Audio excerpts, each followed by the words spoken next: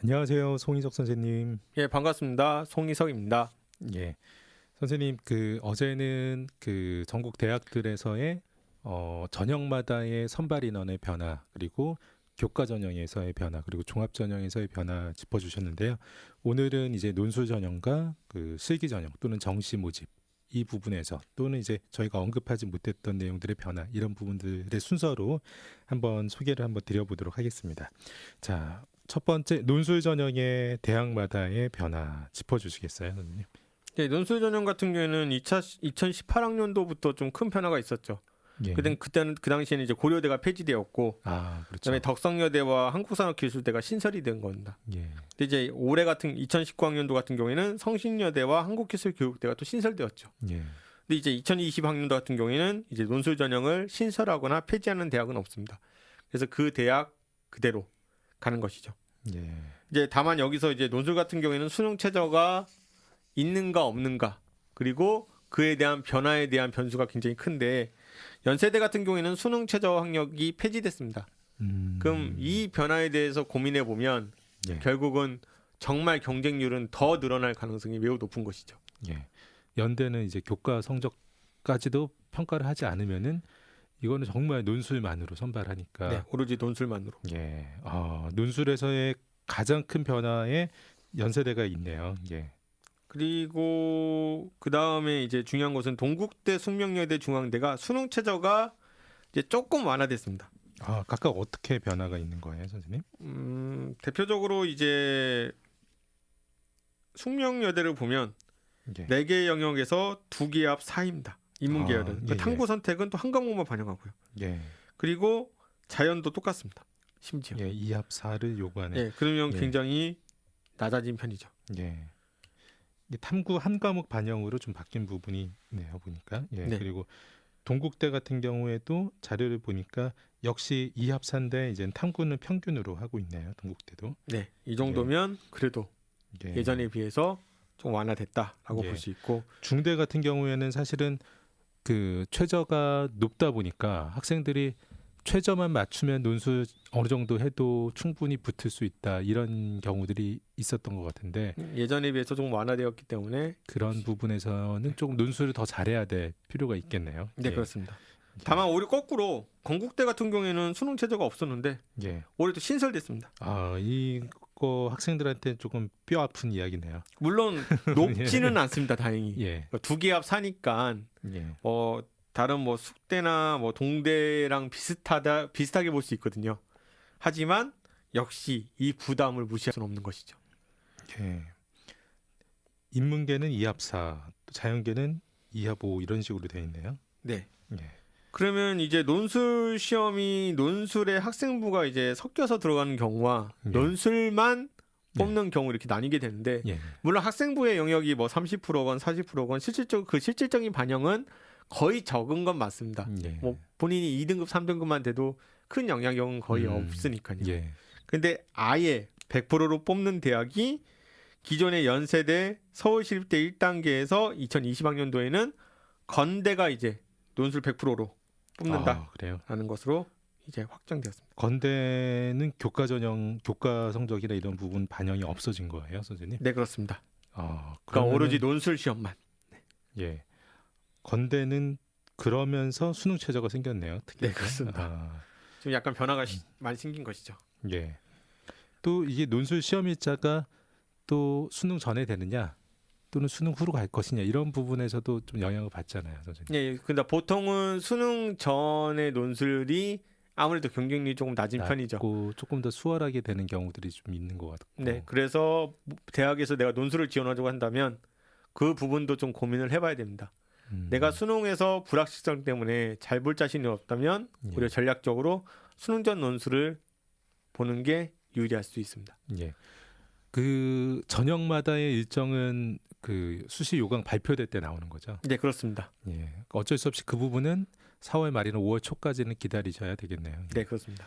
예. 사실은 부모님들께서 여름에 또는 9월 초에 원서를 쓰려고 준비를 하시다 보면은 이 전형 일정은 사실 고려를 안 하시는 경우들이 있으신 것 같아요. 왜냐하면 마음이 급하거든요. 예. 빨리 뭔가 정해야 되는데 예. 그걸 꼼꼼히 보지 않고 너무 급하게 하다 보니까 예. 잘 신경을 못 쓰게 되는 거죠. 전형 일정이 같은 학교를 2개, 3개 이런 거를 그래서 면접을 못 예. 보러 가는 경우가 많죠. 예.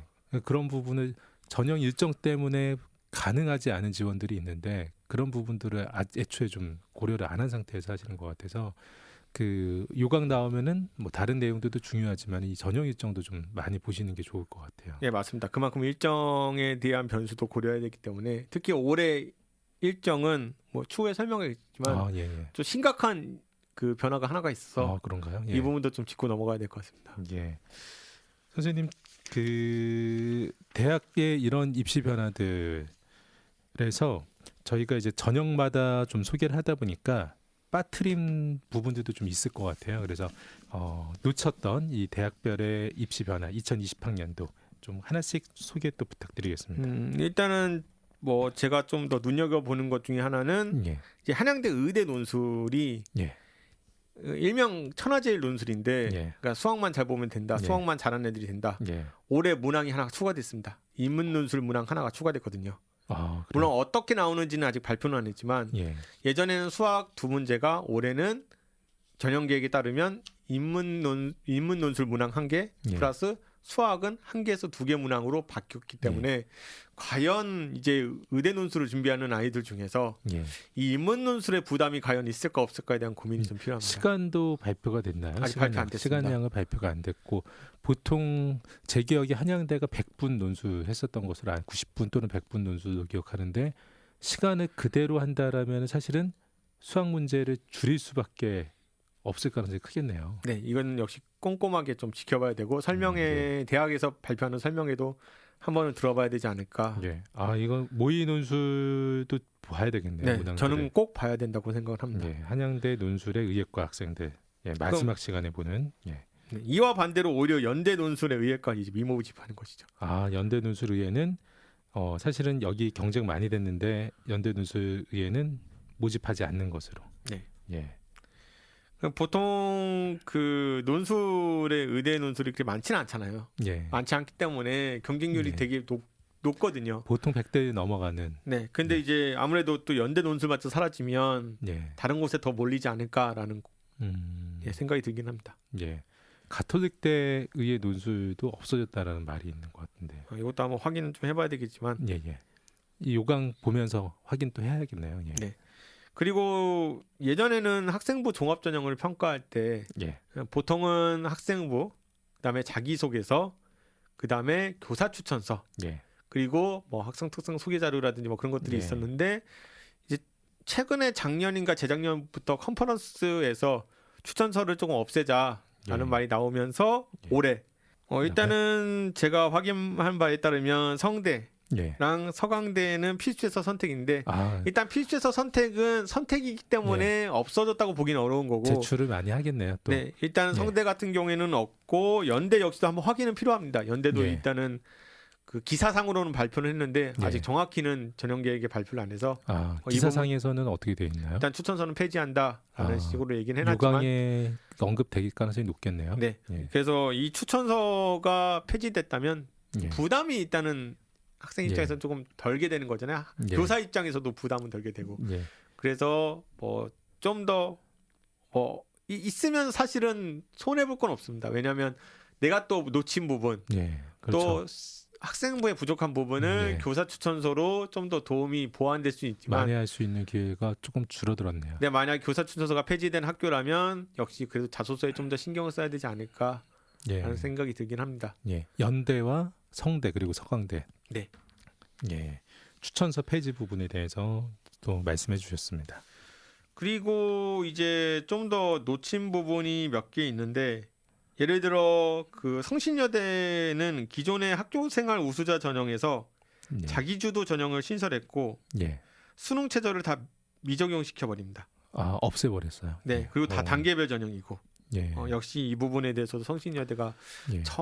조금 쉽지 않지 않나 생각보다. 성신여대 학교생활 우수자를 지원하실 때 조심하셔야 될 게 보니까 학교생활 우수자 지원자라고 해서 모두 다 수능 전에 면접이 있거나 모두 다 수능 후에 면접이 있는 게 아니라 학과에 따라서 수능 전에 면접이기도 하고 수능 후에 면접이기도 하고 다양하더라고요. 그래서 그 성신여대 같은 경우에는 그 학교생활 우수자 면접 일자를 아주 구체적으로 좀 살펴보셔야 될 것 같더라고요. 네, 맞습니다. 예.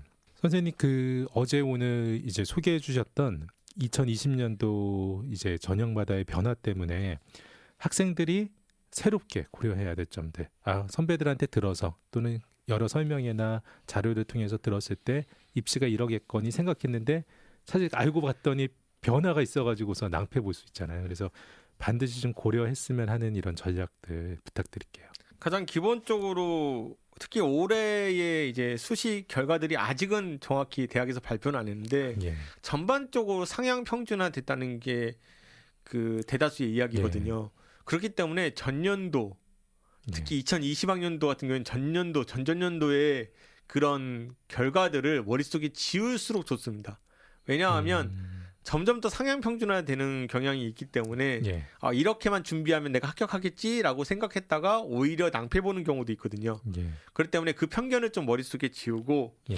내가 아예 새롭게 예. 뭔가 다르게 준비를 할수록 더 좋은 결과가 나올 수 있을 겁니다. 예. 모든 그 학교의 교과 전형이나 종합 전형이 모두 다 매년 상향 평준화만 될 수는 없잖아요. 그렇죠. 예. 그러니까 이 그 변화에 대해서 좀 더 예. 고민을 해봐야 되는데 예를 들어 전년도에 수능 최저가 있다가 예. 올해 분명히 없다면 거기에 맞게 생각을 해야 됩니다. 예. 혹은 반대인 경우도 똑같습니다. 예.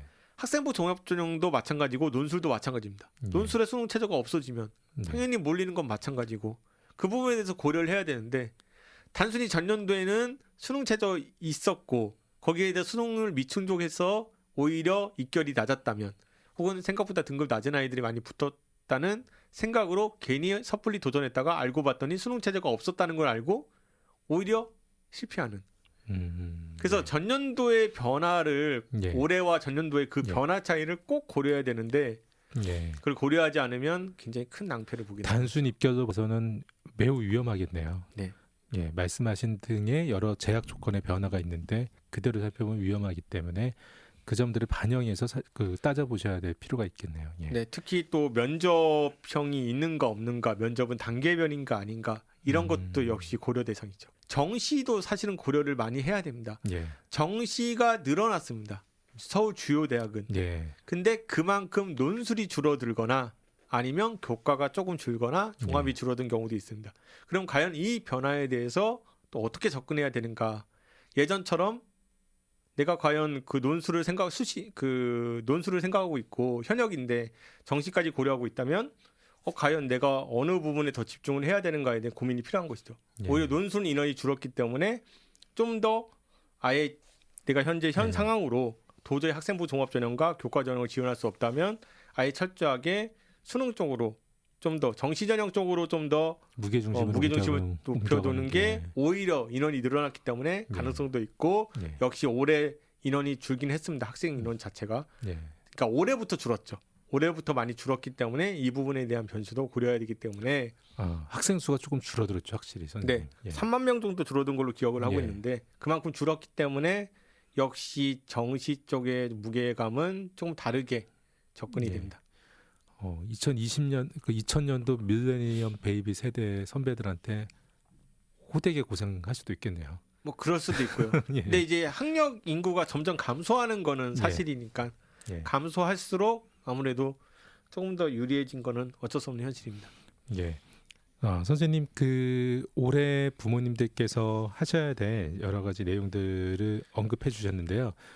또 이제 초보 엄마, 초보 입시생을 수험생을 둔 부모님이다 보니까 1월에 뭐를 해야 될지 또 신학기 다가오면 무엇을 해야 할지 이거 매번 불안하고 옆에서 도와주시는 분도 없고 난처하실 것 같습니다. 그래서 1년 동안의 입시의 흐름이나 이런 부분을 한번 하셔야 될 내용들하고 함께 한번 짚어주시겠어요? 고3이 되기 전에 지금은 이제 겨울방학이기 때문에 겨울방학에 할 수 있는 것들을 최대한 해놓는 게 좋습니다.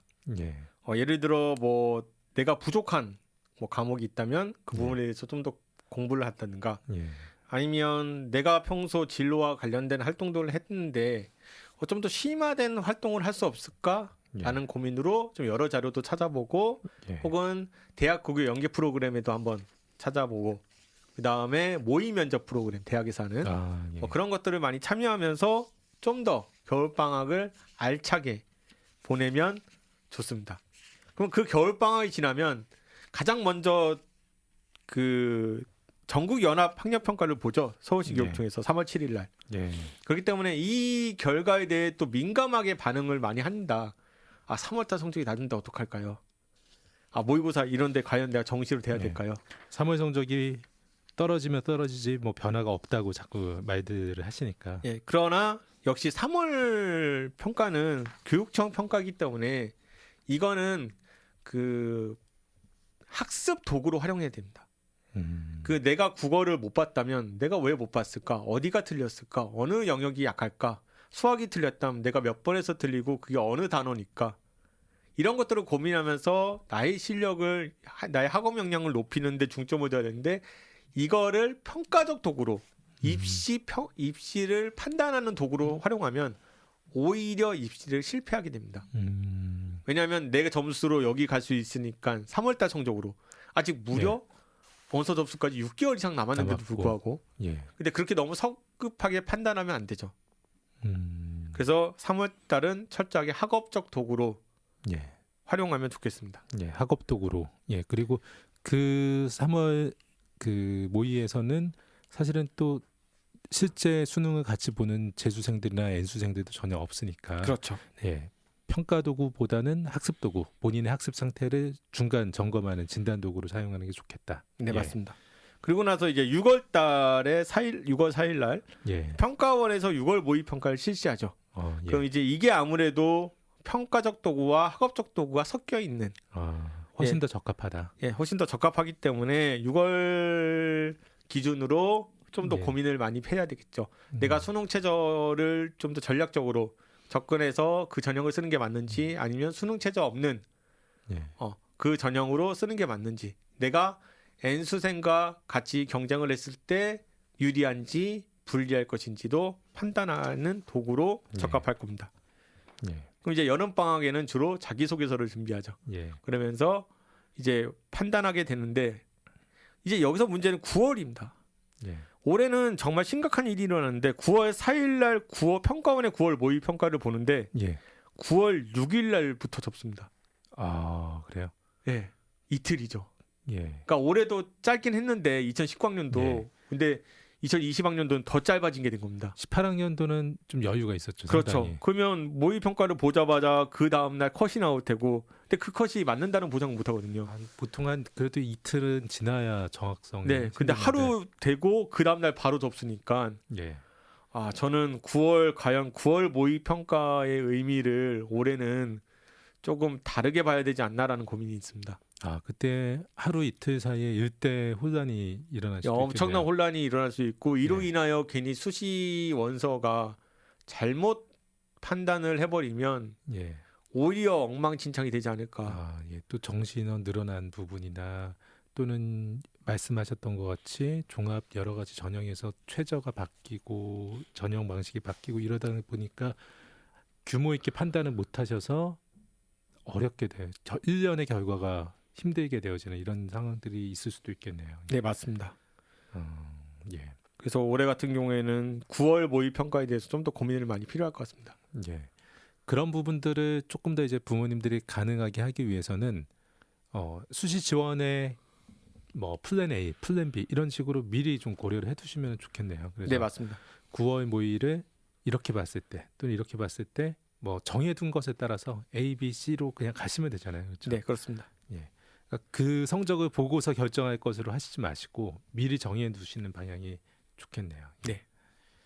자, 9월 모의를 본 다음에 또 이제 어떤 일정이 기다리고 있나요? 그리고 나서 이제 수시를 접수하게 되고 예. 수시 접수가 끝나면 이제 뭐 결과를 기다리는 물론 또 정시가 남아 있죠. 수능 네. 시험이 11월 14일 예. 그리고 12월 4일 날 수능 성적 나오고 예. 그래서 또 26일에서 31일까지 원서 접수를 받고 12월 26일부터 31일까지가 정시 접수 기간인 거예요. 네, 맞습니다. 20학년도는 19년도 안에 끝나네요. 네, 다행히 끝납니다. 예. 몇 년 만에 처음 해가 넘어가지 않는 지원이 되네요. 네, 그렇습니다. 좀 행복하죠. 왜냐하면 네. 올해 같은 경우에 넘어갔잖아요. 예. 그래서 새해를 새해답지 않게 다들 보냈는데 예. 그래도 올해는 좀 보낼 수 있지 않을까. 선생님께도 송구영신이 있겠네요. 네. 다만 이제 크리스마스는 크리스마스답지 크리스마스는 않겠다. 없이. 네. 그렇게 보내시겠네요. 예. 그 정시는 또 기간들이 전형들의 기간이 어떻게 되나요, 선생님?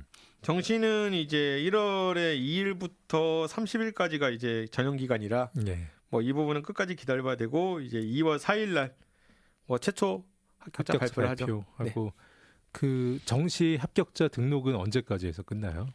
추가 모집이 있기 때문에 예. 추가 합격자가 2월 27일 9시 이전까지거든요. 예. 그래서 그때까지는 정말 어쩔 수 없이 전화를 올 수도 있기 때문에 기다려봐야 됩니다. 예.